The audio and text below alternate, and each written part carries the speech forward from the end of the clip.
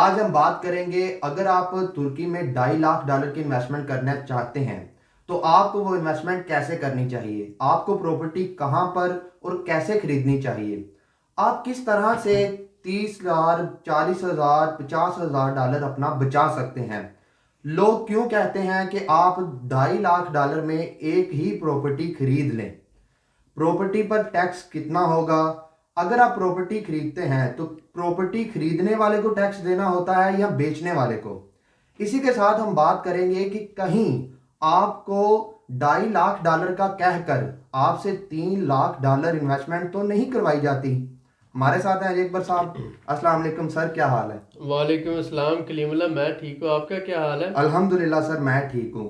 Sir मैं आपसे जानना चाहूँगा कि हमारे बहुत से भाई ऐसे हैं जो $2.5 लाख की इन्वेस्टमेंट कर सकते हैं तुर्की में, तो उनको इन्वेस्टमेंट कैसे करनी चाहिए, इसका क्या तरीकाकार है। जी कलीमुल्लाह, आज का टॉपिक बहुत अहम है। बहुत शुक्रिया सर। बहुत से हमारे भाई जो इन्वेस्टमेंट करना चाहते हैं, हमारे बहुत से दोस्त हैं और बहुत से जो भाई जिन्होंने चैनल पे देखी हैं वीडियोस, तो वो कनाडा से, अमेरिका से, जापान से और दुनिया के मुख्तलिफ ममालिक से हमारे साथ रब्ता करते हैं।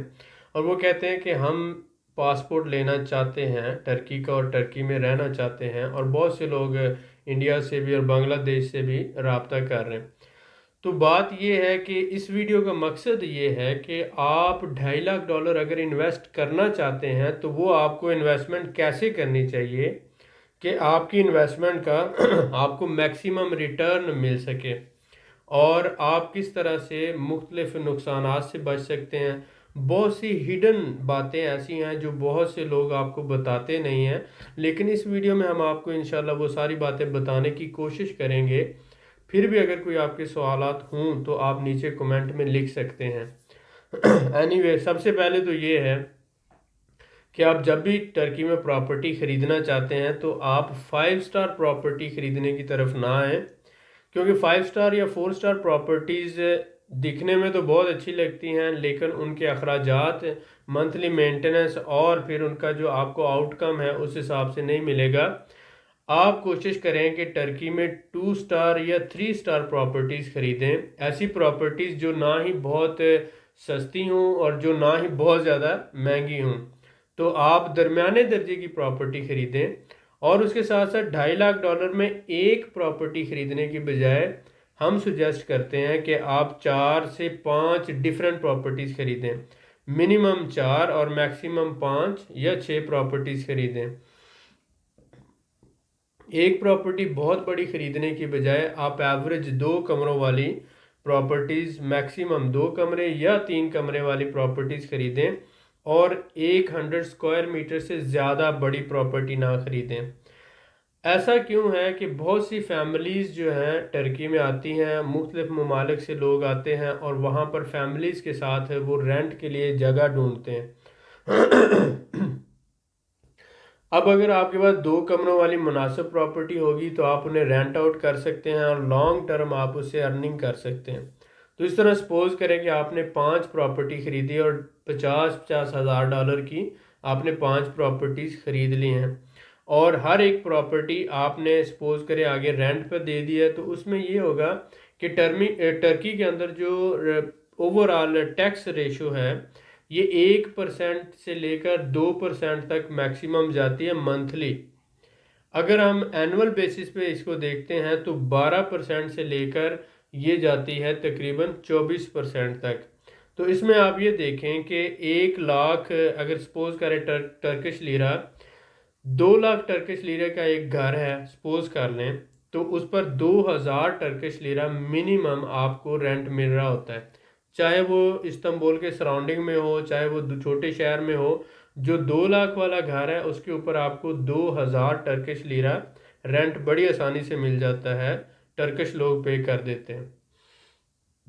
अगर उस प्रॉपर्टी को आप रेंटल प्रॉपर्टी के तौर पर लेते हैं, यानी कि फॉरेनर या टूरिस्ट एरिया में लेते हैं, या ऐसी जगह पर लेते हैं जहाँ पे स्टूडेंट्स रह रहे हैं, यूनिवर्सिटी के पास है, हॉस्पिटल के पास है, या बाज़ार के पास है, मेट्रो के पास है, आपको इस तरह की प्रॉपर्टीज़ जो होती हैं वो स्पेशली ढूंढना पड़ती हैं और रिसर्च करना पड़ती है। तो आप फ़ौरन आते ही टर्की में पहला काम ये ना करें कि आप प्रॉपर्टी ख़रीद लें किसी के भी कहने पर।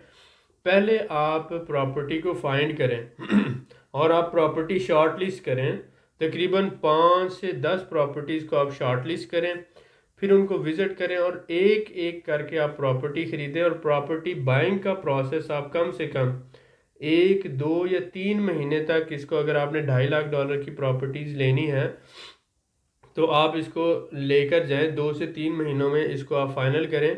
एक विजिट में आप एक प्रॉपर्टी ले लें, दूसरे में दूसरी ले लें इस तरह से मल्टीपल टाइम भी आप कर सकते हैं।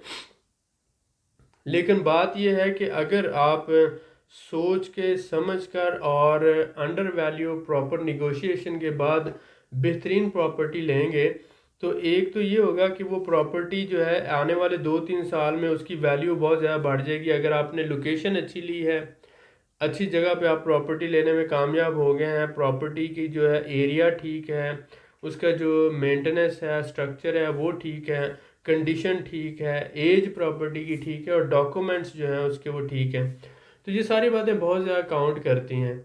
अगर आप प्रॉपर रिसर्च करके आप एक अच्छी जगह प्रॉपर्टी लेते हैं तो आप उसको अच्छा किराए पे भी दे सकते हैं और उसके साथ साथ आप 2-3 साल के बाद उसको 3 साल के बाद मोस्टली आप आसानी से सेल भी कर सकते हैं। जब आप पासपोर्ट ले लेते हैं तो उसके बाद आप पर रिस्ट्रिक्शन होती है कि विद इन 3 ईयर आप सेल नहीं कर सकते, 3 साल के बाद आप सेल कर सकते हैं। तो आज आपने 50,000 की ली है तो 3 साल बाद वो कम से कम 70,000 या 75 या 80,000 की हो जाएगी।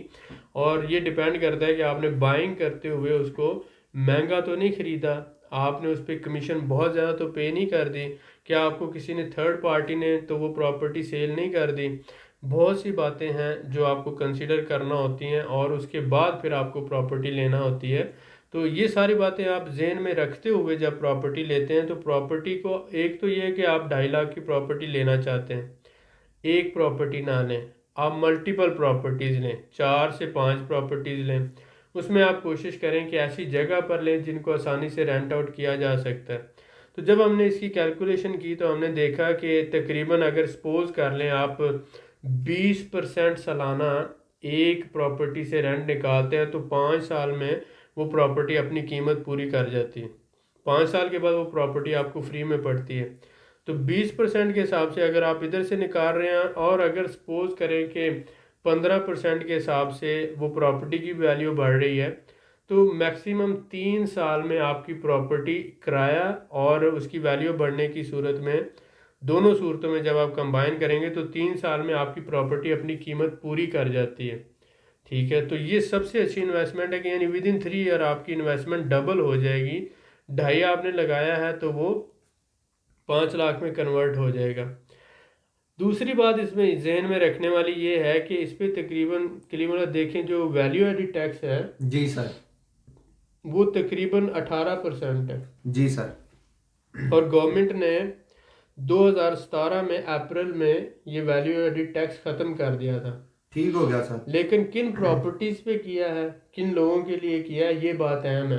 बिल्कुल ठीक हो गया। हमारे एक भाई ने हमारे से सवाल किया था इंडिया से हैं वो भाई, और दूसरे भाई ने इस्तांबुल से वीडियो बनाई थी कि मैंने प्रॉपर्टी पर 18% जो है वो टैक्स दिया है। बात यह है कि टर्की ने ये किया, टर्की गवर्नमेंट ने, कि जो बंदा इन्वेस्टर टर्की में प्रॉपर्टी लेना चाहता है उन्होंने उसके लिए वैल्यू एडिड टैक्स ख़त्म कर दिया। दो सूरतों में, एक तो ये कि वो अपनी सारी इन्वेस्टमेंट फॉरेन करेंसी की सूरत में यानी डॉलर्स की सूरत में टर्की में ला रहा है, और दूसरा ये कि वो जो प्रॉपर्टी ख़रीद रहा है वो डायरेक्ट प्रॉपर्टी कंपनी से या प्रॉपर्टी के मालिक से ख़रीद रहा है। इसमें दो चीज़ें आ जाती हैं अगर एक बंदे ने ये प्रॉपर्टी ख़रीदी हुई है, किसी लोकल बंदे ने, उसने प्रॉपर्टी डीलर या प्रॉपर्टी कंस्ट्रक्शन कंपनी जो है उससे प्रॉपर्टी ख़रीदी है और 6 महीनों के बाद उसने आपको सेल कर दी है, तो वो जो है सेकेंडरी प्रॉपर्टी कहलाती है। इसलिए उस पर 18% टैक्स देना पड़ता है, क्योंकि टर्की में गवर्नमेंट ये कहती है कि जिसने प्रॉपर्टी ख़रीदी है वो 1 साल से पहले उस प्रॉपर्टी को सेल ना करे। यानी कि जब आपने बिल्डर से प्रॉपर्टी ख़रीदी है यानी कंस्ट्रक्शन कंपनी से प्रॉपर्टी ख़रीदी है तो अगर आप 1 साल से पहले पे करते हैं तो उस पर 18% टैक्स पे करना पड़ेगा, 18% वैल्यू एडिड टैक्स। तो बहुत से लोगों को ये पता नहीं होता। आप एज ए फार्मर जब जाते हैं, आप अपनी साइट पर ठीक है, लेकिन उस बंदे ने जिस जो जो आपको सेल कर रहा है, उसने क्या किया है कि प्रॉपर्टी कंपनी से लेकर अपने नाम की, अब अभी साल पूरा नहीं हुआ और उसने आपको सेल कर दी, तो उसको 18% टैक्स देना पड़ेगा। वो जो 18% टैक्स है, वो या तो आप उससे बात कर सकते हैं कि भाई ये टैक्स आपने देना है, मैंने नहीं देना। अगर आपको पता होगा तो आप उससे बात करेंगे। गवर्नमेंट ये कहती है कि जो भी प्रॉपर्टी सेल होगी, उसका जो प्रॉपर्टी खरीदने वाला और प्रॉपर्टी बेचने वाला दोनों पे जिम्मेदारी आयद होती है। तो या तो आपके लॉयर को ये बात प्रोसेस करनी चाहिए थी, समझनी चाहिए थी कि वो जब प्रॉपर्टी ले रहे थे तो वो वैल्यू एडिड टैक्स की बात करते, क्योंकि आप तो फॉरेनर हैं, आप तो बाहर से डॉलर लेके जा रहे हैं और टर्की की गवर्नमेंट तो आपको वेलकम कर रही है। वो तो कहती है इन्वेस्टर आए, पैसा लेकर आए और इन्वेस्टमेंट करे, और वो तो आपको वेलकम कर रही है। गलती यहाँ पर जो बंदा आपको प्रॉपर्टी सेल कर रहा है उसकी है कि उसने आपको ये नहीं बताया कि इस प्रॉपर्टी पे, क्योंकि मैं 1 साल से पहले सेल कर रहा हूँ, तो मुझे इस प्रॉपर्टी पे टैक्स देना पड़ेगा। और उसने आपको अंधेरे में रखते हुए वो टैक्स जो उसने पे करना था वो आपकी जेब से पे करवाया। आप उस टैक्स को बाद में रिफंड के लिए अप्लाई कर सकते हैं, लेकिन बात यह है कि पहले आप निगोशिएट अगर आपने किया होता और आपने उससे बात क्लियर की होती, तो ये आप पे टैक्स नहीं बनता। आप ये जो वैट उन्होंने एग्जैम्प्ट किया हुआ है ऐसी प्रॉपर्टीज़ पर, जो फर्स्ट टाइम मालिक जो प्रॉपर्टी का है वो सेल कर रहा है, या तो मसलन आप कोई घर ले रहे हैं या किसी ऐसे बंदे से प्रॉपर्टी ले रहे हैं जिसकी प्रॉपर्टी कंस्ट्रक्शन कंपनी नहीं है, तो उस प्रॉपर्टी पर भी वैल्यू एडिड टैक्स नहीं होगा। एक बात, अगर आप फॉरेनर हैं और आप प्रॉपर्टी ले रहे हैं तो आपको भी वैल्यू एडिड टैक्स नहीं देना। दूसरी बात कि अगर कोई property construction company property sale कर रही है, तो जब वो फर्स्ट टाइम सेल करती है तो कोई भी उससे प्रॉपर्टी खरीदता है तो उसके ऊपर value added tax first time लागू नहीं होगा फॉरेनर के ऊपर, ठीक है। लेकिन अगर कोई बंदा प्रॉपर्टी कंपनी से ले लेता है प्रॉपर्टी और उसके बाद अभी 1 साल पूरा नहीं होता और उसको आपको सेल कर देता है, तो ये इसको सेकेंडरी प्रॉपर्टी कहा जाता है। तो इस सेकेंडरी प्रॉपर्टी पर आपको टैक्स देना पड़ता है। अब सीधे और साफ लफ्ज़ों में हम बात इस तरह से कर लेते हैं कि जो भी फॉरेनर आके टर्की में प्रॉपर्टी लेगा, गवर्नमेंट ने कहा उसको टैक्स देने की ज़रूरत नहीं है। अब क्या बात है कि जो टर्की के अंदर लोग बैठे हुए हैं वो क्या करते हैं, आपके डीलर, आपके कंसल्टेंट, आपके एजेंट या जो भी बंदे, वो मालिक मकान के साथ बात करके उसको कहते हैं कि हम उस बंदे से 18% टैक्स दिलवा देंगे। वो बंदा 18% टैक्स देगा, आपको देना नहीं पड़ेगा, ठीक है, हम आपकी डील करवा देते हैं। क्योंकि असल में तो वो सेलर को पे करना पड़ना है ना, कि वो 1 साल से पहले सेल कर रहा है। फॉरेनर को तो, फॉरेनर तो कोई भी प्रॉपर्टी खरीद सकता है, लेकिन वो जानबूझ के आपको आपके एजेंट या डीलर वो प्रॉपर्टी लेकर देते हैं। तो इस तरह से आप बाद में आपको कहते हैं देखें ये 18% टैक्स था, ये आपने गवर्नमेंट को दिया है। तो गवर्नमेंट तो पहले कह रही है कि भाई जो सेलर है वो पे करे, और उसमें दोनों का लिखा ज़रूर हुआ है लेकिन फॉरेनर को एग्जैम्प्ट किया हुआ है।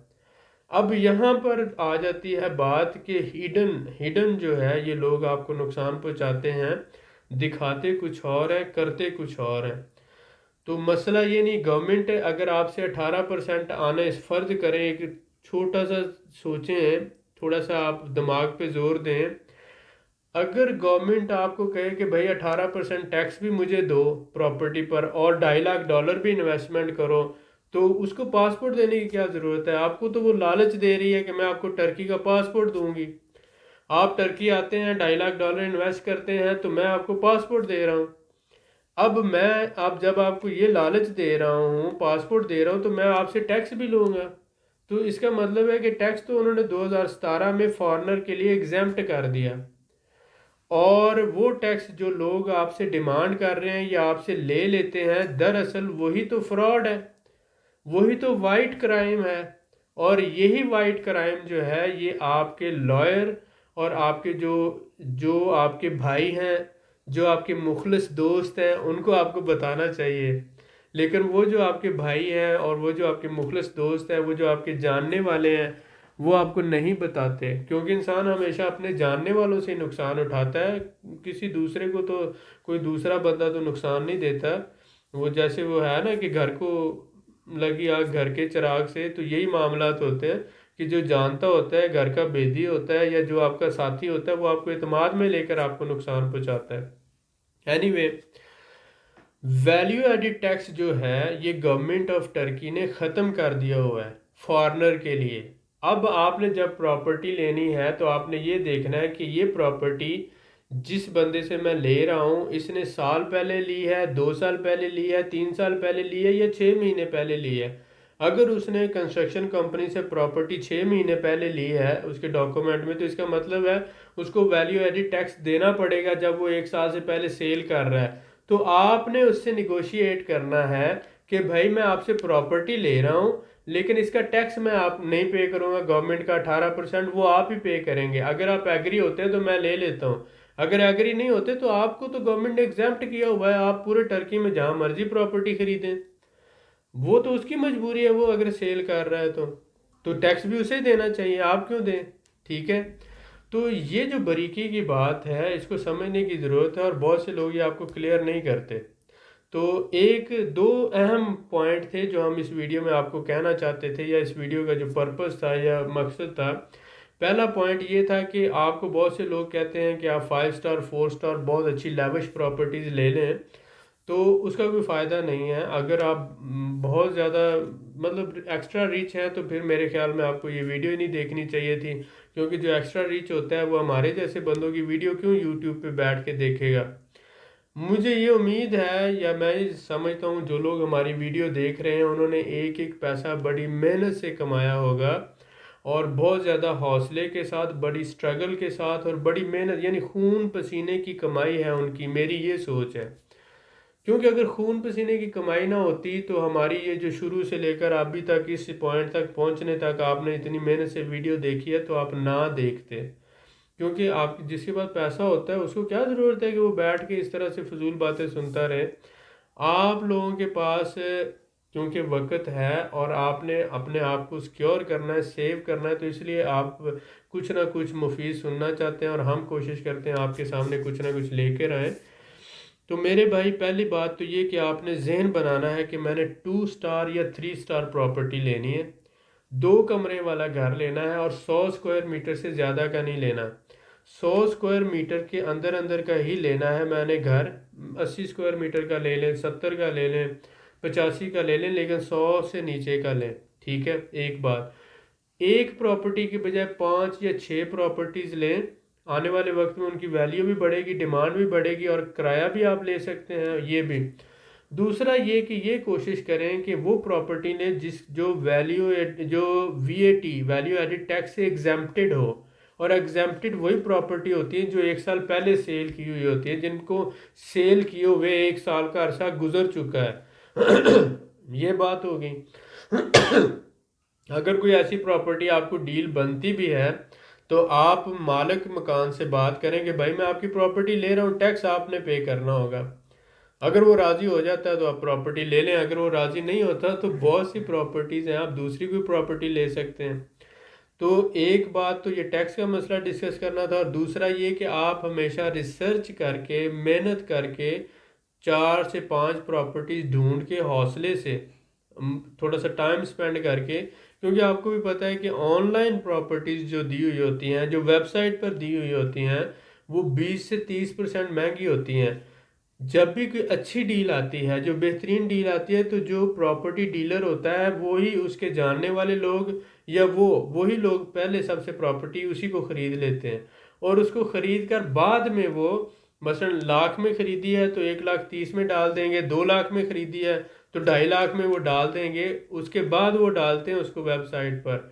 तो इसका मतलब है जितनी भी वेबसाइट पर या ऑनलाइन प्रॉपर्टीज़ होती हैं वो एक्सपेंसिव प्रॉपर्टीज़ होती हैं, वो प्रॉब्लमेटिक प्रॉपर्टीज़ होती हैं। उनका कोई ना कोई इशू होता है, या तो वो लोकेशन अच्छी नहीं होती, या उसकी मेंटेनेंस अच्छी नहीं होती, एरिया अच्छा नहीं होता, उसका फ्यूचर अच्छा नहीं होता, वहाँ पर आने वाले 2-4 साल में भी कोई बड़ी चेंज नहीं आने वाली होती, या वो प्रॉपर्टी कोई ले नहीं रहा होता, तो ही वो ऑनलाइन होती है। क्योंकि अच्छी और बेहतरीन डील्स जो होती हैं वो मेहनत करने से मिलती हैं, ढूंढने से मिलती हैं। तो मेरा आपसे यही गुजारिश है कि आप लोग ये माइंड बनाएं कि मुझे प्रॉपर्टी ढूंढ कर मेहनत करके रिसर्च करके लेनी है, ताकि मेरी जो इन्वेस्टमेंट है वो उसको मैं मल्टीप्लाई कर सकूं और वो ज़ाया ना हो।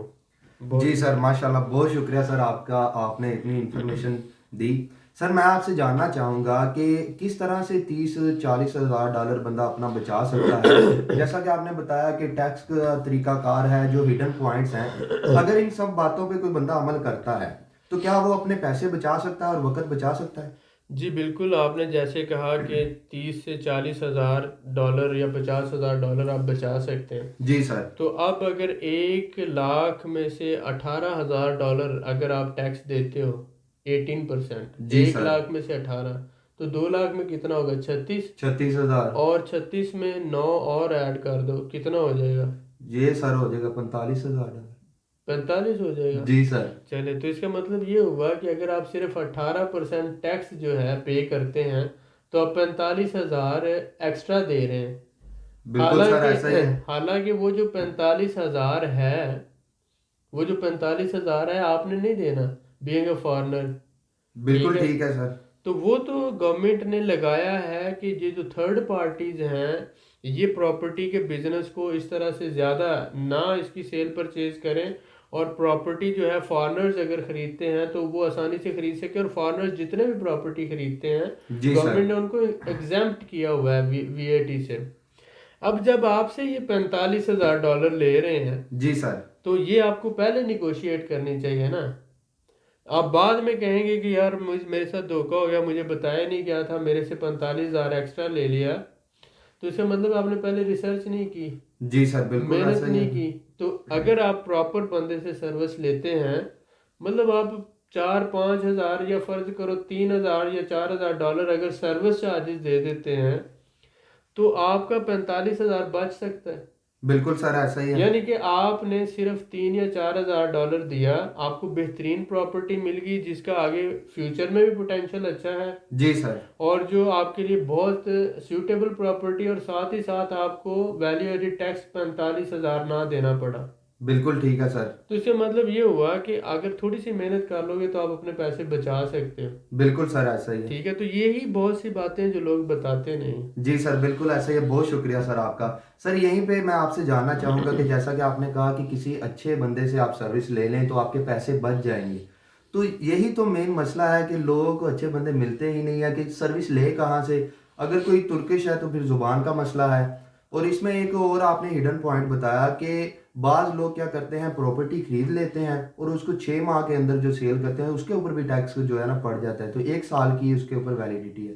तो किस तरह से ये कन्फर्म करें और जो सही बंदा है उससे किस तरह से सर्विस ली जा सकती है? जी बिल्कुल, सबसे पहली बात तो ये है कि हम लोग ज़िंदगी में जब भी कोई काम करते हैं, कोई भी बिजनेसमैन, जी सर। तो वो पहले उसके लिए रिसर्च करता है, वर्क करता है, इंफॉर्मेशन गैदरिंग करता है, मार्केट रिसर्च करता है, और उसका करंट प्राइस देखता है, फ्यूचर पोटेंशियल देखता है, और आज से 5 साल पहले हिस्ट्री क्या थी वो चेक करता है। बिल्कुल ठीक है सर। तो ये एक नॉर्मल बिजनेसमैन का बिजनेस करने का प्रोसीजर होता है। जी सर। तो अब कोई भी बंदा अगर जॉब करके उसने पैसा कमाया है, अगर उसने कोई सर्विस दे के पैसा कमाया, तो उसका काम ये है कि वो जब प्रॉपर्टी लेना चाह रहा है तो वो चेक करे कि ये प्रॉपर्टी का इस एरिया में पिछले 2-4 साल में क्या पोटेंशियल था, जी सर। यहाँ पर किस रेशो से प्रॉपर्टी बढ़ी है, आने वाले 2-4 साल बाद क्या पोटेंशियल होगा, और इस वक्त इसके सराउंडिंग में प्रॉपर्टी की क्या वैल्यू है,